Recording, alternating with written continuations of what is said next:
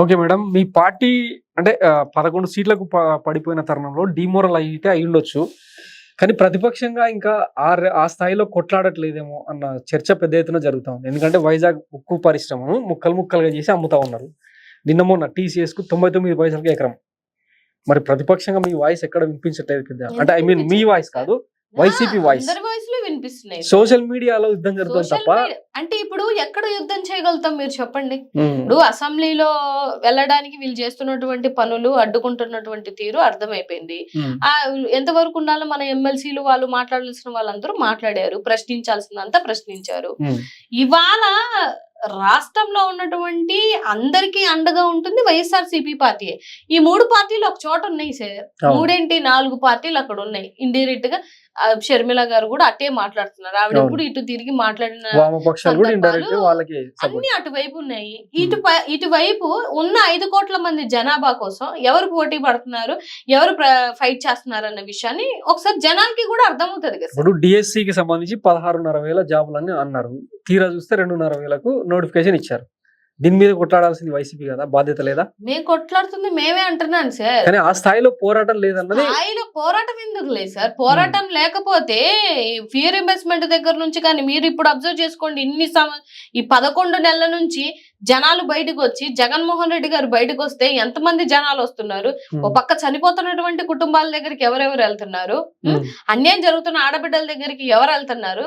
మీరు 11 నెలలు list out తీయమనండి sir. వాళ్ళ నియోజకవర్గంలో జరిగినటువంటి ప్లేస్లలో కూడా వీళ్ళు ఎమ్మెల్యేలు, ఎంపీలు ఎవరు ఏ మంత్రి వెళ్తున్నాడు సార్? పోనీ ఒక పక్క పవన్ కళ్యాణ్ గారైనా, అనిత గారైనా, లేకపోతే బాలకృష్ణ గారైనా, లేకపోతే లోకేష్ బాబు గారైనా, లేకపోతే చంద్రబాబు నాయుడు గారైనా ఎప్పుడన్నా వెళ్ళి పరామర్శించారా సార్ అన్యాయం జరిగినటువంటి కుటుంబాలకు వెళ్ళి? ఏం సార్ అన్యాయం? ఇది కదా అడుగుతున్నాం మేము. ఇవాళ స్టీల్ ప్లాంట్ విషయం అంటారే విచ్చలు విడిగా అమ్మేశారు సార్. గతంలో వీళ్ళు ఏమేమి మాట్లాడారు? అదే ఉత్తరాంధ్రప్రదేశ్ గుర్తుపెట్టుకోవాల్సినటువంటి విషయం సార్.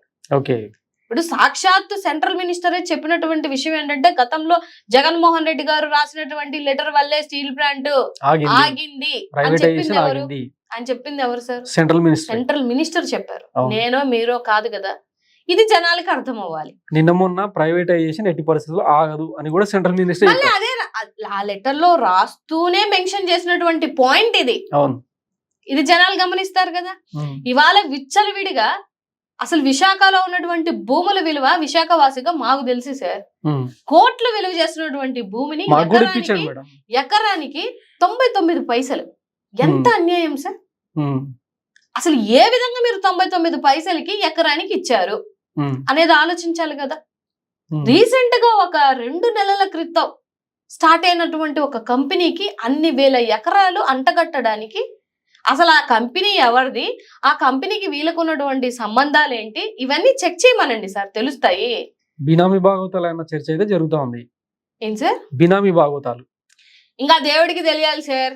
ఇప్పుడు ఎవరికైనా చదువుకున్న వాడికి, ఇప్పుడు చదువుకోలేని వ్యక్తులకి కూడా విశాఖలో అంత కాస్ట్లీ భూముల్ని 99 పైసలకి ఎందుకు రాశారు? ఇప్పుడు సాక్షాత్తు కేంద్ర ప్రభుత్వంలో ఉన్నటువంటి ప్రధాన కార్యదర్శి అయినటువంటి శర్మ గారు లెటర్ రాశారు. ఏమని రాశారు? ఆయన రాసినటువంటి లెటర్ చదివితే జనాలకి క్లారిటీగా అర్థం అవుతుంది. ఇది ఎంత చట్ట వ్యతిరేకమైనటువంటి చర్య. మీరు ఇచ్చినటువంటి ఏదైతే ఆ భూమిని వెనక్కి తీసుకోండి అని చెప్పేసినటువంటి లెటర్ అది. దాంట్లో 571 ఆర్టికల్ కి, జీవోకి సంబంధించినటువంటి రెవెన్యూ రూల్స్, రెగ్యులేషన్స్ పాటించకుండా మీ ఇష్టం వచ్చినట్టు మీరు 99 పైసలకి ఎవరిస్తారు సార్? అంటే 21 రూపాయలకి అంత భూమిని అంటగడతారా సార్? మీరు చెప్పండి. పోనీ మీరు అంటగట్టారు కదా, ఎన్ని పోస్టులు వాళ్ళు ఇస్తానన్నారు, ఎంతమందికి ఉపాధి కల్పిస్తానన్నారు, ఎప్పటికల్లా ఇస్తానన్నారు, ఇది కూడా బయటికి పెట్టమనండి వాళ్ళని. ఇప్పుడు ఈ భూ పందేరం మొత్తం చూస్తా ఉంటే అమరావతిలో 1,00,000 ఎకరాల ఏమంటారు ఆ సిఆర్డిఏ పరిధిలో ల్యాండ్ పూలింగ్ చేస్తా ఉన్నారు కదా, అక్కడ కూడా ఇట్లాంటి ప్రయత్నాలు చేస్తారా? డెవలప్ చేయొచ్చు కదా సార్, అమరావతిలో డెవలప్ చేసుకోవచ్చు కదా. విశాఖ మీద ఎందుకు వీళ్ళకి? నిన్న విష్ణుకుమార్ రాజు గారు అక్కడ నార్త్ ఇన్ఛార్జ్ ఎమ్మెల్యే, ఆయన కుటుంబీ ప్రభుత్వంలో ఉన్నటువంటి ఎమ్మెల్యే కదా, ఆయన ఏమన్నారు తెలుసా? విశాఖ మీద సవితి ప్రేమ చూపిస్తున్నారు అని అన్నారు. ఆయనకే ఆ మాట డౌట్ వచ్చిందని అంటే, ఆయనే ఆ మాట అన్నారు అని అంటే, ఆయన కొద్దో గొప్ప నిజాయితీగానే మాట్లాడతాడులేండి ఒక్కొక్కసారి. ఓకే. మరి అలాంటప్పుడు ఏమని అర్థం చేసుకోవాలి సార్ సిచ్యువేషన్ ని? ఇంకా మిగతా ప్రజల పరిస్థితి ఏంది? ఒక ఎమ్మెల్యే, కూటమి ప్రభుత్వంలో ఉన్నటువంటి ఎమ్మెల్యేలే. విచిత్రం ఏంటంటే ఈ రాష్ట్ర ప్రభుత్వంలో వైఎస్ఆర్సీపీ పార్టీ ఎమ్మెల్యేలు మనోభావాలు కాదు, ఆ కూటమి ప్రభుత్వంలో ఉన్నటువంటి ఎమ్మెల్యేలు, మంత్రుల మనోభావాలు కూడా ఈ కూటమి ప్రభుత్వానికి లెక్క జమ లేకుండా ఉన్నటువంటి పరిస్థితులు ఇవాళ కనిపిస్తున్నాయి. దానికి మనం ఆలోచించాలి, అసలు ఏం జరుగుతుంది రాష్ట్ర ప్రభుత్వంలో. మరి అమరావతిలో ఇచ్చుకోవచ్చు కదా సార్. అమరావతి భూములేమో కోట్లు విలువ చేసినట్టు ఉండాలా, విశాఖ భూములనేమో నీరు గార్చే విధంగా 99 పైసలకి నిన్న 3 రోజుల నుంచి చూడండి మేడం, ఎంత 10,000కి ఇచ్చేస్తారా, మేము ల్యాండ్ 10,000 తెచ్చుకుంటాం, ల్యాండ్ కొనుక్కోవచ్చా మేము అని జోకులు వేసే పరిస్థితికి ఎవరు తీసుకొచ్చారు సార్? రాష్ట్ర ప్రభుత్వాన్ని ఎవరు తీసుకొచ్చారు అనేది జనాలందరూ గుర్తుంటది. అండ్ ఉత్తరాంధ్ర ప్రజలకి ఇంకా ఇంకా బాగా గుర్తుంటది. Right madam. ఈ అమరావతి అంటే 2వ దశ ల్యాండ్ పూలింగ్ చూస్తా ఉంటే మొత్తం 1,00,000 ఎకరాలకు టెండర్ పెట్టినట్టు కనిపిస్తా ఉంది. అక్కడ స్థానికంగా గతంలో భూములు ఇచ్చిన రైతులే ఇక హైకోర్టుకు వెళ్ళడానికి సిద్ధమవుతున్నారని ఒక కథనం. ఈ నేపథ్యంలో అసలు వైసీపీ ఎందుకు సైలెంట్ గా ఉంది? అమరావతిలో ఇన్ని ఘోరాలకు కూటమి ప్రభుత్వం తెరది. ఒకవైపు ఏమంటారు, రైల్వే స్టేషన్ కి 1,500 ఎకరాలు, తర్వాత స్టేడియం కట్టడానికి 100 ఎకరాలు, ఇంకా రకరకాల దానికి అంటే ఒక ఫిగర్ చూపిస్తా ఉంటే జనం అబ్బురపడతా ఉన్నది. ఇట్లాంటి రాజధాని అవసరమా మనకి? మాట్లాడాల్సిన వైసీపీ మాత్రం పరిస్థితులు ఏంటున్నాయి అని చెప్పేసి వరల్డ్ బ్యాంకే చెప్పేసింది. అక్కడ అంత పరిస్థితి ఏమీ లేదు, మీరేం కట్టాల్సిన అవసరం లేదు అని కూడా క్లారిటీ ఇస్తే, నారాయణ గారు ఇచ్చినటువంటి స్టేట్మెంట్ ఏంటి, అవసరమైతే వాళ్ళేంది చెప్పేది, అవసరమైతే అప్పు తెచ్చుకోనైనా మేము కట్టుకుంటాము అని అంటే ఎందుకు అంత మొండి ధోరణి సార్? అక్కడ ఉన్నటువంటి పాసిబిలిటీస్ చెక్ చేసుకోవాలి కదా మనం. మొన్న మానవ తప్పిదాల వల్ల జరిగినటువంటి వరద బాధితుల్లో వరద ఇష్యూ అప్పుడు అక్కడ పరిస్థితి ఏంది సార్? కుదేలేనటువంటి పరిస్థితే కదా. ఎత్తిపోతల పథకం ఇదే నడుస్తా ఉంది. అక్కడ ఎలాగ సార్ ఇన్వెస్ట్మెంట్ చేయడానికి ఇష్టపడతారు? అక్కడ ఇవాళ రియల్ ఎస్టేట్ కుదేలైపోయింది. దాన్ని హెచ్చించుకోవడానికి, దాన్ని పెంచుకోవడానికి ఇవాళ విశాఖలో ఉన్నటువంటి, ఎందుకంటే గతంలో ఆయన చెప్పినటువంటి విషయమే కదా, విశాఖని మనం రాజధాని చేయబోతున్నాం అన్న తర్వాత అక్కడ ల్యాండ్స్ కి ఒక హై పెరగడం, తర్వాత చాలా మంది వచ్చి ఇన్వెస్ట్ చేసుకోవడం జరిగింది. సో ఇప్పుడు దాన్ని ఎలా డౌన్ చేయాలి అన్న విషయంలో 99 పైసలు పెట్టి చేశారు. అంత ల్యాండ్లని అంత కోట్ల విలువైన చేసింది 99 పైసలు అమ్మేశారు అంటే ఇంకా స్టీల్ ప్లాంట్ ని ఎంత కమ్ముతారో ఇంకా మీరే మీ ఊరికి వదిలేస్తున్నాను సార్. చాలా ట్రోలింగ్ నడుస్తా ఉంది. మీ విశాఖకు సంబంధించిన మాజీ మంత్రి గంటా శ్రీనివాసరావు గారే ఆంధ్ర టు ఆంధ్ర వయా హైదరాబాద్ అట్లాంటి దానికోసం అమరావతిలో అట్లా అంత పెద్ద ఇంటర్నేషనల్ ఎయిర్పోర్ట్ అవసరమా? అదే అంటున్నాను సార్. ఇవాళ కూటమి ప్రభుత్వంలోనే ఉన్న ఆయనకే ఇచ్చారు కదా. లిటల్ గా అక్కడ పదవి ఎవరికి ఇచ్చారు సార్? సిఆర్డిఏ పరిధిలోని ఒక 65-70 మంది ఎమ్మెల్యేలు అసలు అవసరమా అని చెప్పి వాళ్ళే ఇంటర్నల్ గా రిపోర్ట్స్ ఇస్తా ఉన్నారంట. మరి వైసీపీ ఎందుకు మాట్లాడలేదు మా పాయింట్ ఆఫ్ క్వశ్చన్. వైసీపీ మాట్లాడకపోవడం ఏమి ఉండదు మీకు, మీరు మరి ఆ మాట అంటున్నారు కదా సార్. అసలు మాట్లాడుతుంది చేయాల్సినంత పోరాటం లేదు, పోరాటం చేస్తున్నారు కాబట్టి అరెస్టులు. అరే ఇంత అరెస్టులు చేస్తున్నా కూడా నోరు ఎందుకు వీళ్ళు ముయ్యట్లేదు అని చెప్పేసి అరెస్టులు అవుతున్నాయి. అడ్డగోలుగా అరెస్టులు చేస్తున్నారు సార్. ఎంత మందిని అరెస్ట్ చేయలేదు సార్ ఇప్పుడు వరకు? మీరు మీడియాలో ఉన్నారు కదా, లెక్క వేయండి. మేము అసలు మాట్లాడకుండా కాముకుంటే ఇన్ని అరెస్టులు ఎందుకు అవుతాయి సార్? మేము మాట్లాడుతున్నాం కాబట్టి, మా నాయకుడు ముందుకొచ్చి ఫైట్ చేస్తున్నారు కాబట్టి, ఆయనతో పాటు మేము కూడా వాయిస్ ఆఫ్ వాయిస్లెస్ గా నడుస్తున్నాం కాబట్టి ఇన్ని అరెస్టులు, ఇన్ని బెదిరింపు కాళ్ళు. వాళ్ళ మేయర్ ని కూడా, విశాఖలో మేయర్ ని అడ్డగోలుగా లాక్కున్నారు సార్. బలం లేకపోయినా కూడా లాక్కున్నారు. ఏ విధంగా లాక్కున్నారో తెలీదా? మీకు ఎంతమంది కార్పొరేటర్స్ ఉన్నారు? ఇవాళ ఎలాగ మీకు 74 కార్పొరేటర్స్ వచ్చారు. ఏం ఆశ చూపి, ఏమి బెదిరించి మీరు ఇవాళ లాక్కొని ఆ పీఠాన్ని, ఒక బీసీ మహిళని ఆమె మీద కక్ష సాధింపు, ఏది 11 నెలల ఒక పోస్టు కోసం ఇంత కక్ష సాధింపుగా మీరు ఏర్పాటు చేసుకొని లాక్కున్నారు, అడ్డగోలుగా లాక్కున్నారు. ఎవరికి తెలుసు సార్ ఇదంతా? వాయిస్ ఉంది కాబట్టి, మేము నిలబడుతున్నాం కాబట్టి, పోరాడుతున్నాం కాబట్టి, కింది స్థాయి పంచాయతీ ఎలక్షన్ల నుంచి మీరు అబ్జర్వ్ చేస్తే ఎంత మందిని బెదిరించి ఉంటారు సార్ మీరు చెప్పండి. రెడ్ బుక్ రాజ్యాంగం నడుస్తున్న సంగతి కనిపిస్తూనే ఉంది, కానీ కొన్ని ప్రజా సమస్యలకు సంబంధించి మాత్రం అంత 100% ఇవాళ ప్రజా సమస్యల మీద పోరాడుతుందే మేము. ఏ పార్టీ పోరాడుతుంది సార్? జనసేన పోరాడుతుందా? పోరాడదు. బీజేపీ పోరాడుతుందా? లేదు. టీడీపీ పోరాటం ఇంకా వాళ్ళ గవర్నమెంట్ లో 3 ఏకమై ఉన్నాయి. కొన్ని కాంగ్రెస్ పోరాడుతుందంటే వాళ్ళకి సపోర్ట్ గానే మాట్లాడుతున్నారు ఆవిడ. ఇంక ఏ పార్టీ పోరాడుతుంది సార్? ఇంతమంది జనాల్ని పార్టీ ఓడిపోయిన 2 నెలలకి మొత్తం ఉన్నటువంటి కింది స్థాయి నాయకుల్ని మొత్తం క్యాడర్ని అలర్ట్ చేసుకొని తీసుకొని వచ్చిన జగన్మోహన్ రెడ్డి గారిది పోరాటం కాదని మీకు అనిపిస్తుందంటే ఇంక మరి ఏం చెప్పాలో కూడా నాకు అర్థం అవ్వట్లేదు.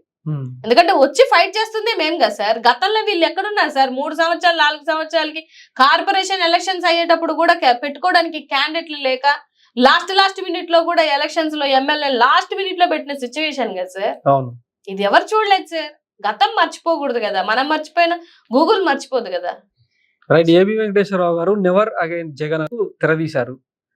ఆ తీరుగానే కూటమి రాజకీయాలు ఉన్నట్టు గత కొంతకాలంగా చూస్తూనే ఉన్నాం. తిరుపతి లడ్డు నాణ్యతకు సంబంధించి తీసుకుంటే ప్రతి దశలో వైఎస్ జగన్మోహన్ రెడ్డిని లేవకుండా కొట్టే కార్యక్రమం అయితే విజయవంతంగా నడుస్తూ ఉంది. ఇట్లాంటి టైంలో వైసీపీ ఎలా సస్టైన్ అవుతుందని అనుకుంటున్నారు సార్? నెవర్ అగైన్ జగన్ అని చెప్పండి మీరెవరో అని అడుగుతున్నాను సార్. ఎవరినైనా కూడా ఒక పార్టీ ఇది రాదు మేమే ఉంటాము అని చెప్పాల్సింది మీరు కాదు, జనాలు. సరే మీకు ఇచ్చారు కదా, ఆపర్చునిటీ ఇచ్చారు కదా, దాన్ని మీరు యూటిలైజ్ చేసుకుంటే నెక్స్ట్ మీరే వస్తారు. లేదంటే జనాలకి ఎవరికి ఓట్లు వేయాలి, ఏంటో ఎటువైపు నిల్చోవాలనేది జనాలకి తెలియదా సార్? సార్ నేను ఏమంటున్నాను అని అంటే రాజకీయంగా రాజ్యాంగబద్ధంగా రాజకీయాలు చేసుకుని వెళ్తే బాగుంటది. కక్షపూరితమైనటువంటి రాజకీయాలు లేకపోతే మీరు అన్నటువంటి స్టేట్మెంట్లు నెవర్ అగైన్ జగన్ ఇట్లాంటివన్నీ మాటలు అనేది రెచ్చగొట్టే ధోరణిలో ఉండేటువంటి మాటలు సార్ ఇవి. ఇప్పుడు ఆయన ఏంటి, ఆయన తాతగారు ఏంటి, ఆయన నాన్నగారు ఏంటి, ఈయన గతంలో తండ్రి చనిపోయిన తర్వాత ఒక 16 నెలలు జైల్లో ఉంచిన తర్వాత ఫ్యామిలీని అంతా రోడ్డు మీద కూర్చోబెట్టిన తర్వాత సింగిల్ గా నిలబడి పార్టీ క్యాడర్ని నిలబెట్టుకొని ఒక 151 స్థానాలకి సింగిల్ గా పోటీ చేసి తెచ్చుకున్నటువంటి వ్యక్తిని నెవర్ అగైన్ జగన్ అంటే మీకు ఆయన స్ఫూర్తి తెలీదా? ఆయన పోరాట స్ఫూర్తి తెలీదా అన్న వ్యక్తికి అడుగుతున్నాను నేను. తెలీదా ఆయనకి? సో ఇలాంటి మాటలు రెచ్చగొట్టే మాటలు ఎప్పుడు మాట్లాడకూడదు సార్. రాజకీయంగా ఇవాళ మీరు బాగా పరిపాలన చేస్తే మీకు ఇస్తారు. సో మీకు బాగా పరిపాలన చేయలేదు అనుకుంటే మళ్ళీ ఇంకో ప్రభుత్వాన్ని కోరుకుంటారు. సో గతంలో మీరు చివరి వరకు అయిపోయింది టీడీపీ పని అన్న వాళ్ళు చాలా మంది ఉన్నారు కదా. అయినా మీరు స్థానాలు తెచ్చుకున్నారు. ఓకే, వెళ్ళని కూడా ప్రజాక్షేత్రంలో ప్రజలు మిమ్మల్ని కూర్చోబెట్టారు. అందుకే ఎవరైనా యాక్సెప్ట్ చేయాల్సింది ఆ విషయాన్ని. మీరు బాగా చెయ్యండి అనే మేము అడుగుతున్నాం. మీరు బాగా చెయ్యండి, ప్రజలకి చెయ్యండి అనే అడుగుతున్నాం తప్ప మేము ఇంకోటి అడగట్లేదు కదా సార్. మీకు అంత కట్టబెట్టి ఇచ్చారు కదా కూటమి ప్రభుత్వం, అందరు యాడిపోయి కట్టబెట్టి కూర్చున్నారు కదా. మరి ఏం చేస్తున్నారు ప్రజలు? ఇంత అన్యాయం జరుగుతుంటే అడ్డగోలుగా ఎన్ని ఇష్టాచారంగా ఆడవాళ్ళ మీద ఇంత ఇంత ఇంత హత్యలు జరుగుతున్నా, మానభంగాలు జరుగుతున్నాయి. ఏం చేయగలుగుతున్నారు మీరు? ఏం చేయలేకపోతున్నారు? కామ్కుంటున్నారు. అప్పుడప్పుడు వస్తా మాట్లాడుతున్నారు. ఇప్పుడు సుగాలి ప్రీతి కోసం మాట్లాడినటువంటి వీళ్ళే ఈ పెద్ద మనుషులే ఎలక్షన్ కి ముందు. సుగాలి ప్రీతి కేసుని ఇవాళ మీరే దగ్గరుండి వాళ్ళ తల్లిదండ్రులు వేసుకున్నటువంటి పిటిషన్ ని కొట్టేయించడానికి మళ్ళీ మీరు వేసిన పిటిషన్ ఉంది కదా, మీ కూటమి ప్రభుత్వంలో పిటిషన్ వేశారు. అది 2017లో జరిగినటువంటి సంఘటన సార్. అప్పుడు ఎవరు సార్ గవర్నమెంట్ పరిపాలించేది? ఆ ఇష్యూని పట్టుకొని ఇవాళ మీరు పదవులు సంపాదించారు. మరి సుగాలి ప్రీతి వాళ్ళ అమ్మకి ఇవాళ మీరు ఎందుకు న్యాయం చేయలేకపోతున్నారు? పైగా మీరు ఎందుకు పిటిషన్ వేయించారు? ఇవి జనాలు చూడట్లేదా సార్? ఇవేం నోటి మాటలు కాదు కదా. ఆ పిటిషన్ వేయించారో లేదో జనాల్ని చూడమనండి. వాళ్ళ అమ్మకి అర్థం అవ్వాలి సార్ ఎవరు న్యాయం చేశారు. అలా హయాంలో జరిగినప్పటికీ కూడా జగన్మోహన్ రెడ్డి గారు మిమ్మల్ని పిలిపించి మీకు న్యాయం చేయిస్తానని చెప్పేసి మీకు అన్ని విధాలుగా ఫైనాన్షియల్ హెల్ప్ చేసి ల్యాండ్లు ఇచ్చి ఉద్యోగం ఇచ్చి మళ్ళీ ఆ కేసుని ట్రాన్స్ఫర్ చేసి ఇంత చేసినటువంటి ఆయనది అన్యాయమా? ఆ పేరు వాడుకొని వాళ్ళ పదవులు తెచ్చుకున్న వాళ్ళు దగ్గరుండి మళ్ళీ పిటిషన్ వేయించి ఆ కేసులు స్పష్టత లేదు అని చెప్పేసినటువంటి చేసిన వాళ్ళది మీదే అన్యాయం అనేది జనాలు సుగాలి ప్రీతి వాళ్ళ అమ్మ ఆలోచించాలి సార్.